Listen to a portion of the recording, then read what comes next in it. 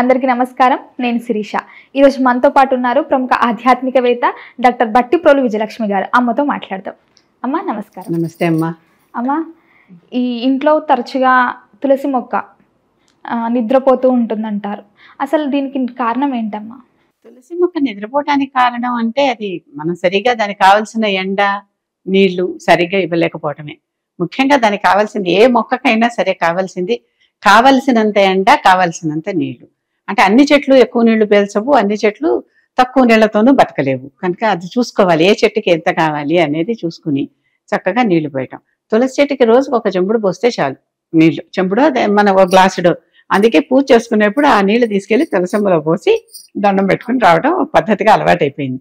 అంటే ఆ పంచపాత్ర ఎంత ఉందో అన్ని నీళ్లు ఆ తులసమ్మకి కావాల్సిన లిమిట్ అనమాట. ఎక్కువ పోస్తే అంటే ఒక రకంగా కుళ్ళిపోతుంది. అందుకే ఇలా పడిపోవటానికి కారణం. కనుక అది ఎంత పోయాలో అంతే పోయాలి. అంతకంటే ఎక్కువ పోస్తే ఇలా మళ్ళీ ఎక్కువైపోయి అది నేలలో పెట్టేసామనుకోండి, నేలలో పెడితే ఆ నీళ్లు పక్కకి వెళ్ళిపోయినంతసేపు అక్కడ పోసినా పక్కకి వ్యాపించేస్తాయి నీళ్లు, దాని కిందనే ఉండవు. అయినా కూడా ఎక్కువ నీళ్లు నిలిచేలాగపోయటం మంచిది కాదు. ఎండ తప్పనిసరిగా కావాలి. ఎంత చక్కగా మంచి అంటే అలాగని విపరీతంగా మాడిపోయే ఎండ కాదు, ఒక రకం కొద్దిపాటి మోతాదులో ఎండ కూడా ఉండాలి దానికి. ఈ రకమైనగా చూసుకుంటే ప్రాక్టికల్ గా తులసి చెట్టు కానీ ఏ చెట్టు కానీ తొందరగా ఏమి కాదు, అది అలా చక్కగా నిలిచి ఉంటుంది. అలా కాదు, కొంతమందికి ఒక రకం నమ్మకం ఉంటుంది, ఇది తులసిని మనం దేవత అంటున్నాం కదా, కనుక చేతిలోంచి దేవతా పటం కింద పడిపోతే అమ్మో ఏమైపోతుందో అని భయపడే వాళ్ళలాగా ఈ తులసి చెట్టు కూడా నిద్రపోతే అమ్మో ఏమిటా అని. ఏ చెట్టుకైనా కొంత ఆయుష్ ఉంటుంది, తర్వాత అయిపోతుంది. మనిషి కూడా అంతే కదా. కనుక ఇలాంటప్పుడు ఏం చేయాలి, ఎప్పుడైతే ఇన్నాళ్ళ నుంచి ఉంటుంది ఇది డల్గా అవుతుందని తెలిసిందో పక్కన విడిగా మొక్కలు కూడా వేసుకోవాలి. తులసి మొక్కలు వేసి దాంట్లోంచి చక్కగా మంచి బలంగా బాగా ఉన్న దాన్ని తీసుకొచ్చి ఈ తొట్టెలో పక్కన పెట్టాలి. అప్పుడు రెండు ఉంటాయి అయిపోయి వెళ్ళిపోతూ ఉంటుంది, మళ్ళీ కొత్తది ఉంటుంది. కనుక దాని మీద బాధ లేదు. కనుక ఈ కొత్త మొక్క ఎప్పుడు కూడా తులసి చెట్టులో ఒక రిప్లేస్మెంట్ పక్కన ఉండేలాగా చూసుకోవాల్సిందే. నెలకి 2 నెలలకి 3 నెలలకి ఇంకో మొక్క కూడా తీసుకొచ్చి దాంట్లో పెడితే మన మొక్కకి తెలుస్తుంటుంది మనకి ఈ లోపల ఎంత అనేది. బాగా చక్కగా ఏపుగా పెరిగింది అనుకోండి, అది బ్రహ్మాండంగా ఉంటుంది, దాన్ని అసలు సంవత్సరమైనా మార్చక్కర్లేదు. అలాగే బలహీనంగా ఉన్నటువంటిది ఏదన్నా ఉంటే ఇలా మొక్క పెట్టుకోవటం ఒక పద్ధతి. ఇంకొకటి, ఈ తులసి చెట్టు తీసేశాక అందరూ ఏమంటున్నారు, మళ్ళీ అవన్నీ ఏం చేయాలి, రోజు రాలిపోయే ఆకులు ఏం చేయాలి, రోజు రాలిపోయే ఆకులు మన పూజ పదార్థాలు నిర్మాల్యం ఎలా చేస్తారో దాన్ని అలాగే చేసేయటం అంతే. అది ఎలా చేస్తారో ఇది అంతే. అలాగే తులసి చెట్టు పూర్తిగా నిద్రపోతే అవన్నీ ఆ కాడలు వాటిని ఏం చేయాలి, పారేయకూడదు కదా అనే మాటలు అడిగే వాళ్ళు కూడా ఉన్నారు. ఎప్పుడైతే మనం దాని మీద అంత శ్రద్ధ పెట్టి అంత విశ్వాసం చేస్తున్నాము, తప్పనిసరిగా దానికి ఏదో ఒకటి చేయాలి. లేకపోతే పడుకున్న నిద్ర పట్టదు, కాళ్ళు ముళ్ళు గుచ్చుకున్నా అందుకే గుచ్చుకున్నట్టుగా ఫీల్ అయిపోతారు అందరూ. ఇది సైకాలజీ అండి. కనుక అలాంటప్పుడు ఇవన్నీ తీసుకెళ్ళి ఎక్కడైనా హోమగుండాల్లో వేయొచ్చు. హోమగుండాలు గుళ్ళల్లో ఏదో ఒకటి హోమాలు చేస్తూనే ఉంటారు కదా, ఆ గుళ్ళలో సంచిలో పెట్టి ఇవన్నీ తీసుకెళ్లి ఇది మొక్కలండి మా ఇంట్లోవి ఇలా నిద్రపోయాయి, మీరు హోమానికి వాడినప్పుడు ఈసారి సమిధలుగా వీటిని వాడేసేయండి, వాళ్ళు వాడేస్తారు. లేదా సాయిబాబా ఆలయాల్లో, షిర్డీ సాయిబాబా ఆలయాల్లో వాళ్ళకి ధుని అని ఒకటి ఉంటుంది, ఎప్పుడు అది నిరంతరం వెళ్తూనే ఉంటుంది. వెళ్ళే వాళ్ళు కూడా తీసుకెళ్ళి ఏమన్నా దాంట్లో వేయొచ్చు చక్కగా. అలాంటప్పుడు ఇలాంటి మొక్కలు మనం పారేయలేము అనుకున్న ఉన్నాయి కదా, అలాంటివి తీసుకెళ్లి దాంట్లో వేయండి.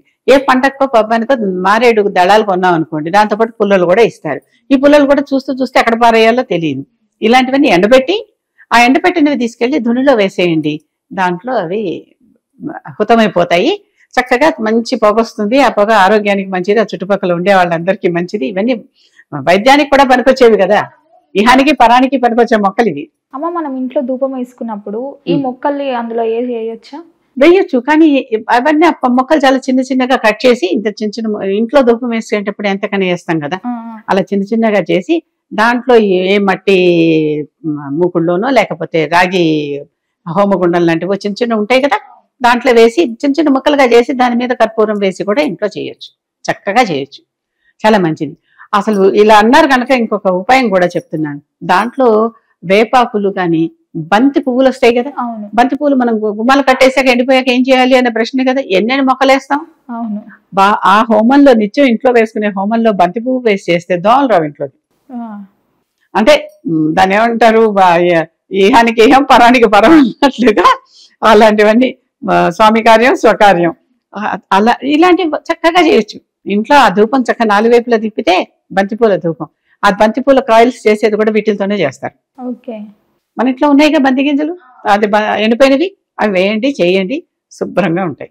అలాగే అమ్మ, ఈ తులసి చెట్టుని కొన్ని రోజులలో తాకకూడదు అంటారు. ముఖ్యంగా చూసుకుంటే ఏకాదశి టైంలో పురాణాలు చెప్పిన ప్రకారం అమ్మవారు ఉపవాసంలో ఉంటారు, సో తాకకూడదు అంటారు. ఒక అది చిన్న నిజమేనా? విషయం. ఇన్ని పెట్టుకుంటే నిజంగానే పురాణాలన్నీ కూడా కొన్ని కొన్ని విషయాల్లో సెల్ఫ్ కాంట్రడిక్టింగ్ గా ఉంటాయి. ఒక పురాణం ఒకటి చెప్తే ఇంకో పురాణం ఇంకోటి చెప్తుంది. ఎందుకు? కృష్ణుడి గురించే భాగవతం అలా చెప్తే భారతం అలా చెప్పింది. మళ్ళీ 2 వేదవ్యాసుడే రాశాడు. అవును. కనుక తేడాలు ఉంటాయి, ఎక్కడికక్కడ కొన్ని తేడాలు ఉంటాయి. కనుక ఇంత పట్టించుకోకుండా చేసేది తృప్తిగా కొంతవరకు చేయటం, చేశాక ఈ రోజును ముట్టుకోకూడదు, ఆ రోజును ముట్టుకోకూడదు అంటే, పూజ చేసేటటువంటి తులసి చెట్టులో నుంచి తులసి దళాలు కోసి పూజకి వాడకూడదు. అదే దేవుడిని పూజ చేస్తున్నాం కదా. ఓకే. పూజకి వాడే తులసి దళాలు వేరే ఉంటాయి కదా, కనుక వాటికి వేరే చెట్లు వేసుకుని దాంట్లోంచి తీసి పూజకి వాడుకోవచ్చు. ఏ రోజునైనా కోసి వాడుకోవచ్చు. దానికి ఈ రోజు కొయ్యండి, ఆ రోజు కొయ్యండి, ఏవో నియమాలు వినేవాడు ఉంటే చెప్పేవాడు 90 చెప్తారు. ఇది నేను శుభ్రంగా కొండ పగలగొట్టినట్టుగా ఛానల్ ముఖంగా చెప్తున్నాను. వినేవాడుంటే ముందర కుడి చెప్పేసుకోండి, తర్వాత ఎడం చెప్పేసుకోండి, లేకపోతే ఏదో ప్రమాదాలు అయిపోతాయి, బయటికి వెళ్తే యాక్సిడెంట్లు అయిపోతాయి అని చెప్పేవాళ్ళు కూడా, వినేవాళ్ళు ఉంటే చెప్తారు. నేను కూడా చెప్తానేమో, నా కర్మ కాలిపోతే. అర్థమైందా? కనుక కొన్ని విషయాలు అంత మూఢంగా మంచిది కాదు. కొన్ని కొన్ని చూసి చూడనట్టు ఉండాలి, కొన్ని పాటించాలి. ఇప్పుడు తులసి చెట్టు దేవత అని చెప్పి నీళ్లు పోసి దాన్ని పసుపు కుంకం పెట్టి పువ్వు పెట్టి చేస్తున్నప్పుడు ఆ దేవత అనుకున్నప్పుడు దాని నుంచి ఎలా వస్తాం? కనుక పక్కన వేరే తులసి చెట్లు ఉన్నాయిగా, వేసుకోవాలి. ఆ తులసి తీసుకెళ్లి ఇంట్లో సాలగ్రామం ఉన్నా, ఇంట్లో మనకి లక్ష్మీదేవి ఉన్నా, ఎవరున్నా కూడా ఒక్క గణేశుడికి తప్ప తులసితో అందరికీ పూజ చేయొచ్చు.